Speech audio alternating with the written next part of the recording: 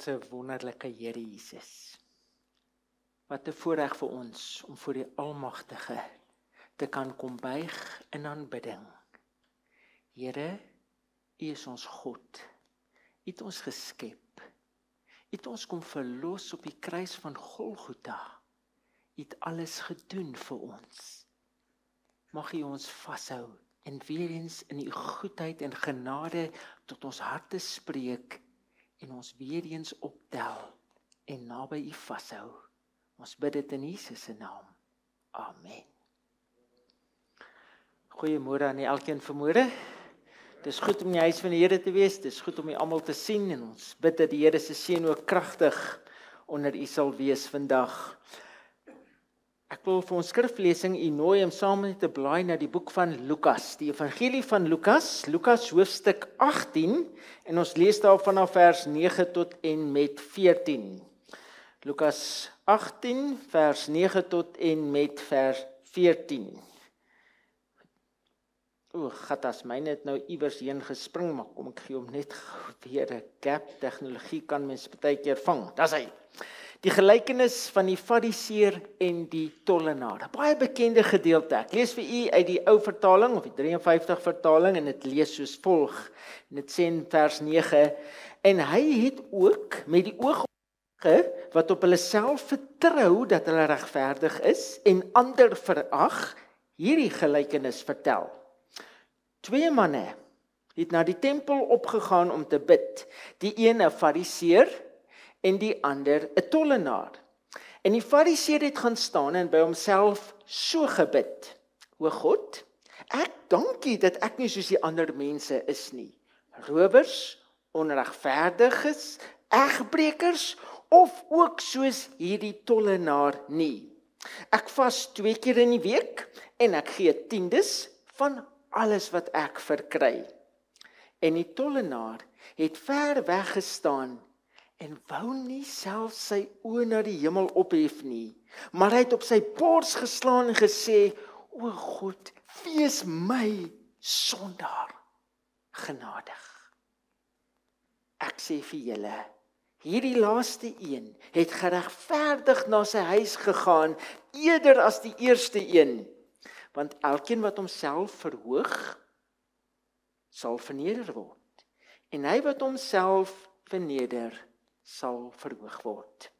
Mag die Here dit in ons harte vandag op 'n persoonlike wyse seën. Ek wil begin om u te vra, is jy miskien kleurblind? Is jy miskien kleurblind? Sien jy alles om jou in volkleur?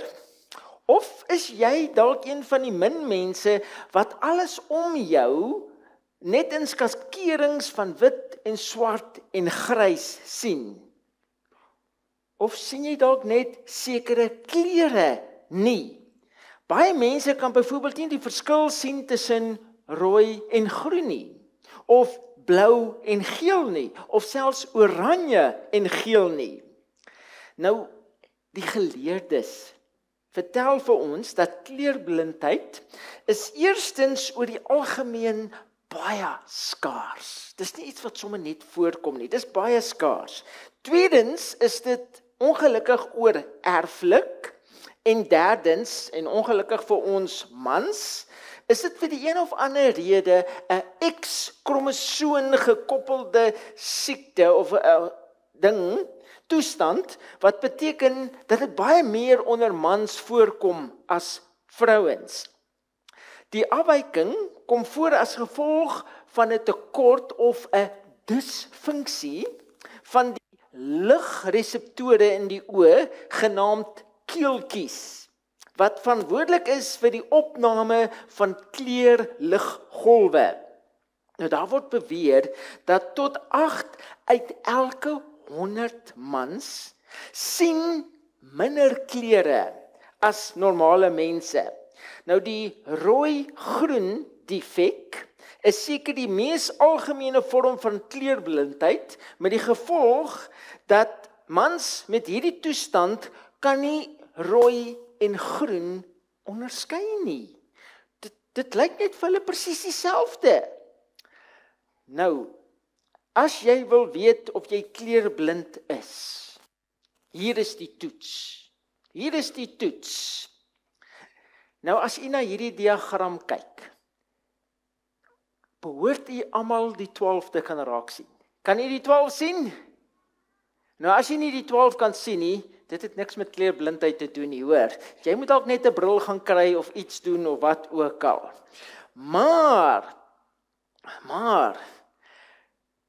kan jy bo die 12 die 98 raak sien? Sien jy die 98? Langsom die 86. Langs die 12 die 56. Sien jy dit? En dan onder die 12 die 65 en dan die 89. Kan jy dit sien? As jy dit nou nie kan sien nie, nou nie te bekommerd wees nie, hoor. Die projeksie alles het wel 'n invloed. Dit beïnvloed dit, so moenie te sleg voel nie. Maar jy sien die illustrasie is die groot probleem van kleurblindheid is wat? Jy kan sien, maar tog kan jy nie sien nie. Of althans, jy kan nie reg sien nie. Jy mis eintlik die geheelbeeld en baie keer die detail. Jy gemis daai detail. Nou, daar's geen behandeling vir kleurblindheid nie. En dit kan natuurlik tot groot frustrasies lei met mense wat aan kleurblindheid of hieraan geraak word. Byvoorbeeld, kleurblindes kan nie pink blomme op 'n groen struik raak sien nie. Hulle mis dit net heeltemal. Hulle kan dit net nie sien nie. Die aankoop vir klere, natuurlik is ook nie vir hulle enigstens opwindend nie. Dit maak net nie vir hulle sin nie. Nou, kleurvisie defekte pla natuurlik geaffekteerde kinders al van kleins af. Jy kan jouself indink hoe die juffrou te kere gaan, as jy nou die pink potlood gebruik om die see blou in te kleur. So dit is net baie moeilik vir hulle. Nou, kleurblindes sal ook sukkel om te sien of 'n styk rou of goed gehaar is. Dis net iets wat net hulle kan sien nie. Of, daar's vir baie van hulle ook geen verskil tussen groen en rooi tomaties nie. Dit lyk dieselfde. Ook iets eenvoudigs, soos tomatiesous. As jy dit saam met, sonder as jy dit net in 'n bakkie gooi, tomatiesous en sjokoladesous. Dit lyk vir hulle presies dieselfde. Maar, aan die ander kant, kan kleurblindheid ook baie gevaarlik wees. Byvoorbeeld, sê nou net jy het vol kleurvisie. Jy kan mooi sien, alles in kleur en alles, en jy loop in die veld, lekker op 'n uitstappie hier in die bosveld, en soos jy loop, sien jy skielik in die hoek van jou oog dit. Sien jy dit? Heish! 'n luiperd wat jou met honger oë dophou. Wat gaan jy doen? Jy gaan dadelik stop. Stem jy saam? Jy gaan dalk retireer, jy gaan dalk omdraai en weghardloop, jy gaan jou selfoon gryp, call 'n vriend of wat ook al, maar jy gaan verseker nie nader stap nie. Stem jy saam? Nee, goed. Maar, sê nou net jy is kleurblind. Wat gaan jy sien? Heel waarskynlik dit. Sê vir my, gaan jy nou so maklik die gevaar raak sien? Gaan jy dit so maklik nou raak sien? Sien jy waarop ek neerkom? Jy kan sien, maar tog kan jy nie sien nie. Jy kan sien, maar jy kan nie sien nie. Maar tog, hoe ongemaklik of dalk hoe gevaarlik kleurblindheid ook al kan wees, is daar tog 'n ander tipe kleurblindheid waarop ek vanmôre wil fokus, wat baie gevaarliker en dodelik is, en ongelukkig vir ons is dit verskriklik algemeen. Inteendeel, dit is so algemeen dat ek kan waag om te sê dat die meeste mense ly daaraan. Ek noem dit eenvoudig geestelike kleurblindheid. Geestelike kleurblindheid, 'n toestand waar Satan baie effektief in ons lewens inkom en Ons lewens lyk my so mekaar gooi, wat hy dinge kan beïnvloed, waar ons kan sien, maar tog nie kan sien nie. Ons kan sien, maar ons mis die geheel beeld, en veral die detail. Hoe baie van ons ly nie aan 'n onvermoë om ons eie sondes in hulle volle boosheid raak te sien nie. O ja, dis maklik vir ons om ander se sondes raak te sien. Maar ons eie? Nee. Nou weet Satan het dit al baie effektief reg gekry om ons geestelik kleurblind te maak en ons mis die gevaar, die geheelbeeld van ons dodelike sondes in ons eie lewens. Weet, ons lees en bestudeer ons Bybels, maar vir een of ander rede sien ons nie die volle prentjie raak nie. Eenvoudig gestel, die woord van God leer ons dat ons verlore sondaars is, wat Jesus se verlossing 100% nodig het. Ons kan niks onsself doen om onsself te red nie. Maar hoe maklik kan dit gebeur dat ons as te ware geestelik kleurblind raak en ons nie net die gevaar van sonde in ons eie lewens raak sien nie. Ons sien nie die gevaar van my sondes in my lewe raak nie. Ons dink ons is wonderlike Christene. Ons lewe goeie Christelike lewens, of althans dalk baie beter as ander Christene wat ons ken. So ek is dan nou nie so sleg nie, jy weet. En daarom vertel Jesus ons die gelykenis van die Fariseer en die tollenaar in ons skriflesing Lukas 18 vers 9 tot 14. En toevallig hierdie gelykenis kom net in die evangelie van Lukas voor. Dis net Lukas wat dit vir ons vertel. En baie interessant, in die meeste gevalle vertel die evangelieskrywers net die gelykenisse soos wat Jesus dit vertel het. Maar met baie van die gelykenisse in Lukas se evangelie, as ook spesifiek met hierdie gelykenis, is dit so 'n bietjie anders. Lukas gee so een kort versie inleiding tot die gelykenis. Net so een versie inleiding. Hoekom Jesus hierdie gelykenis vertel het? Hy gee nie daai versie sodat ons kan sien wat is die doel van hierdie gelykenis.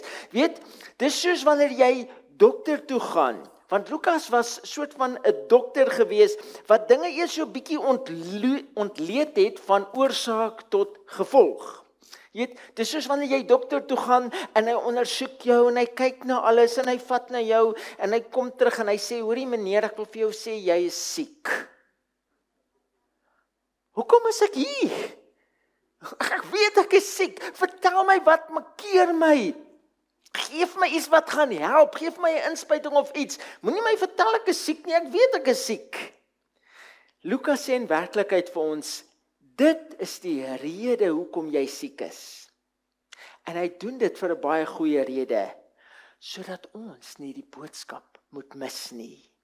Vers 9 sê, en hy het ook met die oog op sommige wat op hulle self vertrou dat hulle regverdig is en die ander verag, hierdie gelykenis vertel. Hoekom het Jesus hierdie gelykenis vertel? Spesifiek vir hulle wat op hulle self vertrou het dat hulle regverdig is. Met ander woorde, volgens hulle eie standaard was hulle geestelik tops. Met die gevolg, hulle het op ander neergekyk wat nou nie op hulle standaard was nie. En dit is ook net hier waar ons eie geestelike kleurblindheid so maklik inskop. Want ons lees hierdie vers en dan kyk ons rond en wys vinger en sê, "Hai, Jesus vertel hierdie gelykenis spesifiek vir jou en vir jou en vir jou, want jy is so." Maar Lukas sê, nee, dit is nie vir hom en hom nie, maar juis vir jou en myself. Vergelyk jouself met hierdie gelykenis en kyk waar jy inpas. En dan begin die gelykenis in vers 10 as Jesus sê, 2 manne het na die tempel opgegaan om te bid. Die een, 'n fariseer, en die ander, 'n tollenaar. Nou Jesus bring 2 uiteenlopende persone hier na vore.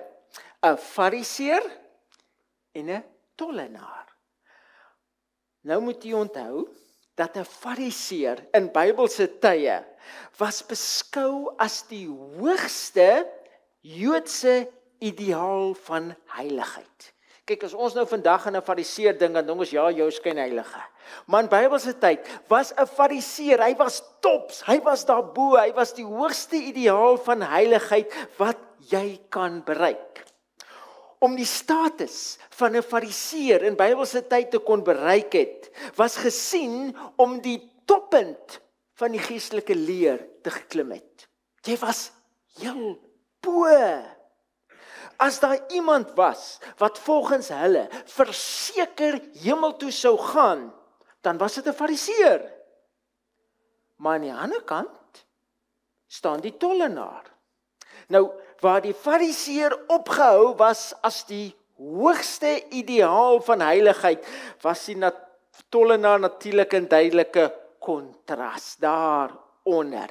Heel laag, inteendeel die laagste. Wat 'n vlak daar ook al was, die tollenaar was heel laaste gewees. Jy kon amper nie laer nie. Want jy sien, hulle was die verraaiers. Hulle het vir die vyand gewerk. Hulle was die slegstes van die slegtes. En interessant, hulle kom albei na die tempel toe op om te aanbid. Maar wat hulle bid, is juist dit wat die groot onderskeid maak. Vers 11 sê, en die fariseer het gaan staan en by homself so gebid. O God, ek dank U dat ek nie soos die ander mense is nie.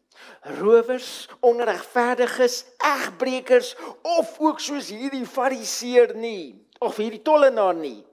Ek vas 2 keer in die week, en ek gee 10des van alles wat ek verkry. Nou, kom ons wees eerlik, jy hoef nie eers jou Bybel te ken nie, om te weet, hier is groot fout. Hier is groot fout.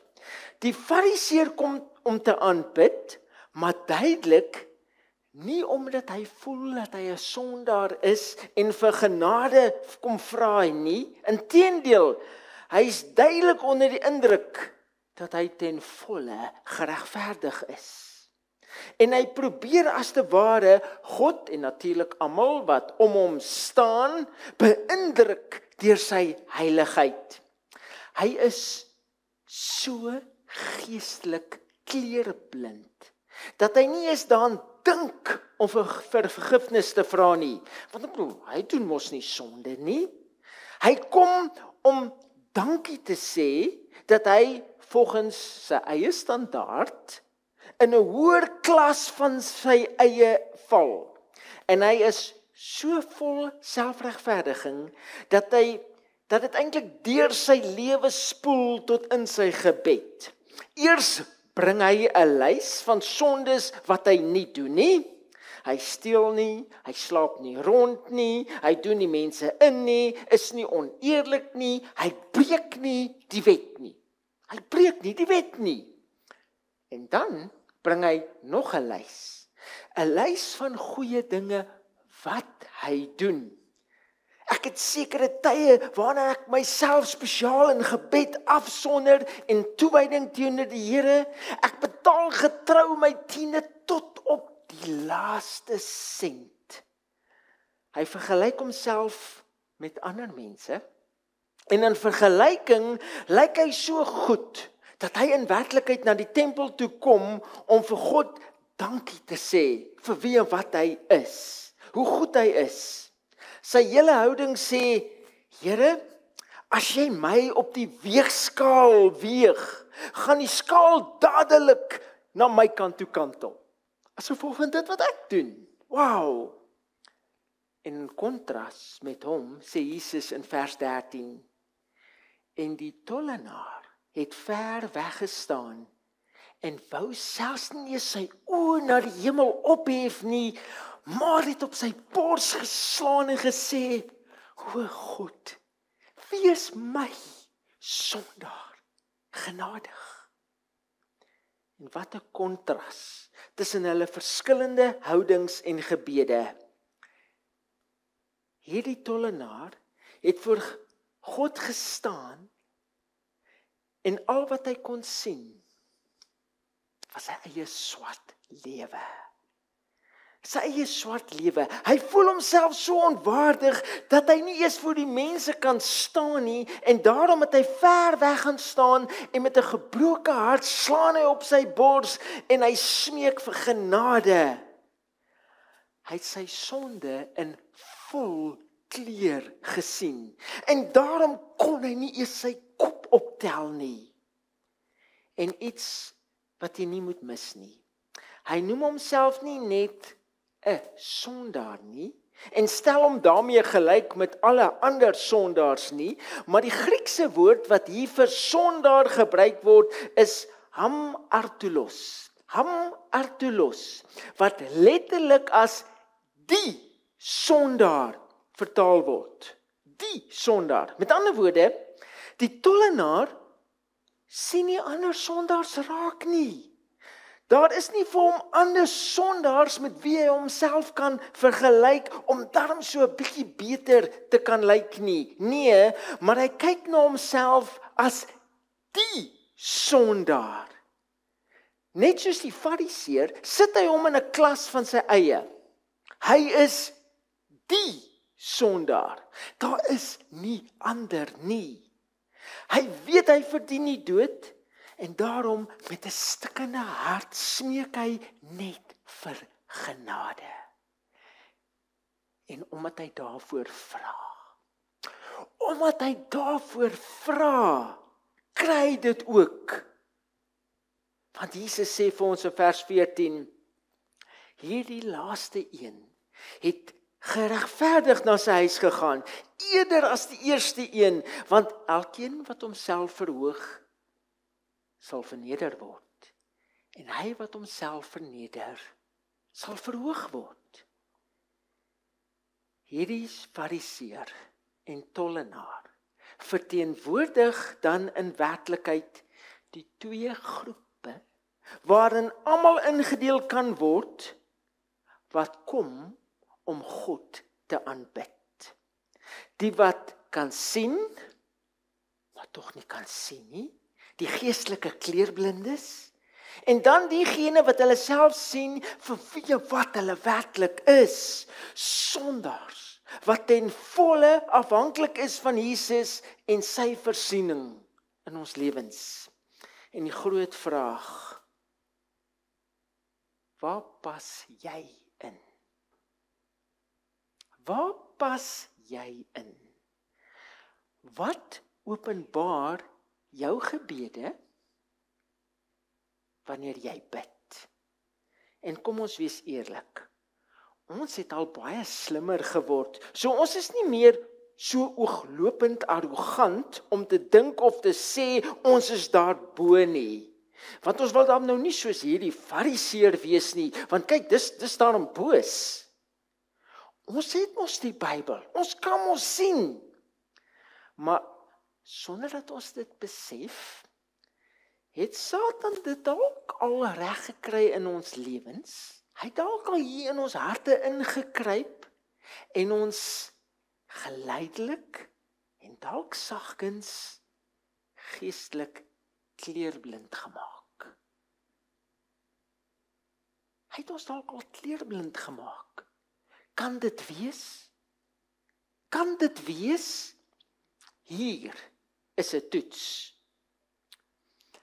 Sê vir my, sien jy al die sondes en hulle volle omvang in jou lewe raak? Nee, ons doen nie.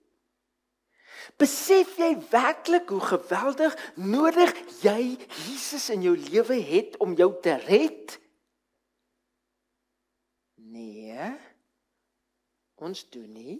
Want as ons het, sou ons nooit van die kerk af weggebly het nie, of eers 'n sent tiende teruggehou het nie. En nou die groot ene. Kyk jy neer op ander mense? Kyk jy neer op ander mense? En dalk kan jy gou wees om nee te sê, maar kyk jy neer op ander mense in die sin, dat jy dink, as God na jou en hom moet kyk, dat hy daarom 'n bietjie meer van jou gaan dink, in die sin van, jy's dan 'n bietjie meer geestelik, of jy hou die Sabbat, of jy's dan 'n bietjie beter, want jy lees jou Bybel, jy gee tiendes, en jy doen al daai goeie en regte dinge. En o ja, jy het dalk vleis en suiwel heeltemal uit jou dieet uitgeskakel, so jy's dan 'n bietjie beter as die ander sondaars wat dit nie doen nie. Is jy werklik beter in God se oë? Kom ons wees eerlik. Is jy werklik beter in God se oë? Of het jy nou enigstens minder van Jesus se genade nodig om gered te word as hulle? Nou hier's die beginsel. Wie ook al op homself vertrou dat hy geregverdig is, sal altyd op ander neerkyk. Kan ek dit herhaal? Wie ook al op homself vertrou dat hy regverdig is, sal altyd op ander neerkyk. Dit gebeur maklik, dat wanneer ons aan sekere dinge vashou vir verlossing, dat ons die volkleurprentjie van Jesus se verlossing uit die oog verloor. Dit gebeur so maklik. Nou die Fariseërs het vasgehou aan sekere dinge vir verlossing waaraan hulle nie werklik kon vashou nie. Hulle het die besnydenis gehad as 'n teken, hulle het die wet getrou onderhou, hulle het die sogenaamde geheiligde lewens gelewe, hulle het die feeste gehou en al die regte offers gebring. En hulle het so daaraan vasgehou, dat hulle as te ware kleurblind geword het, want toe die Messias voor hulle staan, het hulle hom nie herken nie. In hulle eie selfregverdiging het hulle nie na 'n verlosser vir hulle sondes gesoek nie, maar iemand wat hulle bloot uit hulle omstandighede kon verlos het. En net so maklik hou ons vas aan die dinge wat ons doen, en ons is baie gewillig om dit na God toe te bring vir regverdiging, terwyl ons grootste behoefte mis. Die bloed van Jesus, wat ons van alle sondes reinig. Nou, kom ons maak dit 'n bietjie prakties. Kom ons maak dit net bietjie prakties. Sê nou net, jy vat 'n pikswart steenkool. Pikswart, jy ken steenkool nê? Sê nou jy vat 'n pikswart steenkool. Toevallig, wat is swarter as 'n pikswart steenkool? Wat is swarter? Nee. Goed, nou, sê nou jy vat 'n pikswart steenkool en jy skyn die helderste, die sterkste kollig wat jy kan kry op daai steenkool. Hoe lyk hy nou? Nog swarter. Ek wil nou lyk hy net nog swarter. Inteendeel, hoe helderder die lig, hoe swarter skyn hierdie steenkool te wees. Nou, op ons beste. Op ons heel beste. Wat is ons voor God? Wat is jy op jou heel beste voor God? Pikswart. Ons is pikswart. En hoe nader ons aan die lig Jesus kom, hoe gaan ons lewens lyk?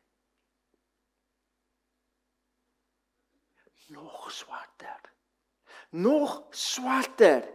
Jy sien, Hoe nader ons aan Jesus kom, gaan ons net nog swarter lyk. Want hoe nader jy aan Jesus beweeg, hoe meer sal jy jou eie boosheid en hoe meer gaan jy besef hoe vuil en swart jy werklik is.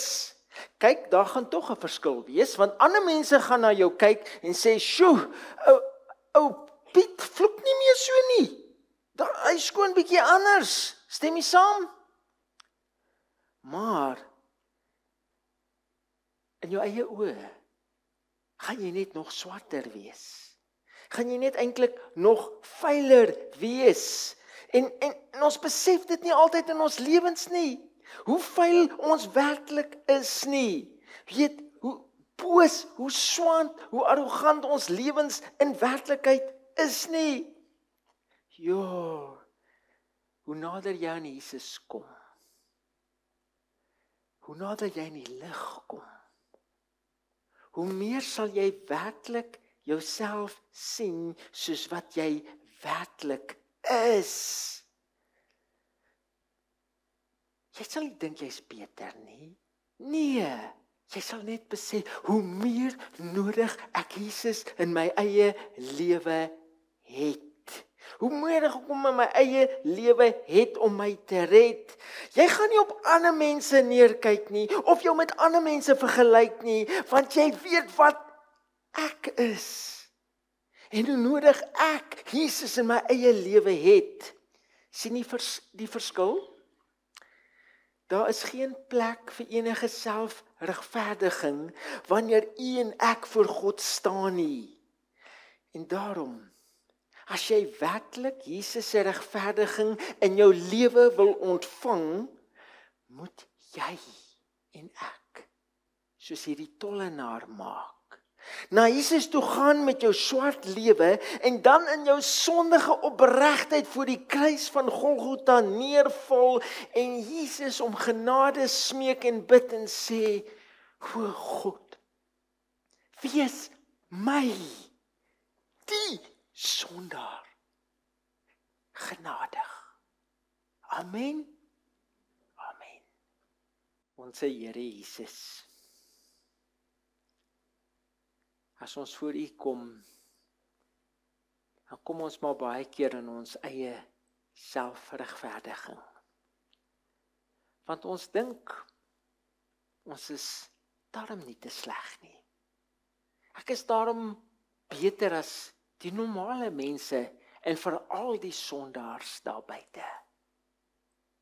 En baie keer kom ons ook maar na U toe, net om U te kom vertel hoe goed ons werklik is. Maar Here, ons wil onder U lig kom staan vanoggend en besef, ons het eintlik toegelaat dat Satan in ons lewens inkom en ons geestelik kleurblind kom maak het.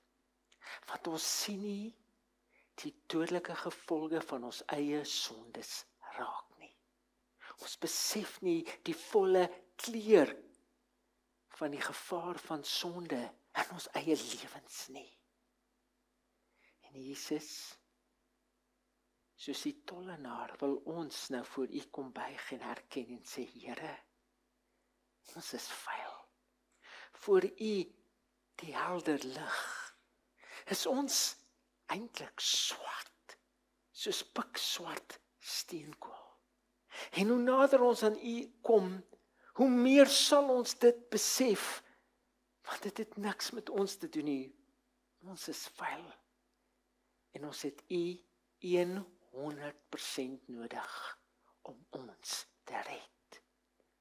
Ons het niks goeds wat ons kan aanbied nie. Ons het niks waarop ons kan staan as sondaars nie. Behalwe dit wat U vir ons gedoen het op die kruis van Golgotha. En met oop hande wil ons na U toe reik en bid en vra, Here Jesus, wees my, die sondaar, asseblief genadig. Asseblief Jesus. Amen.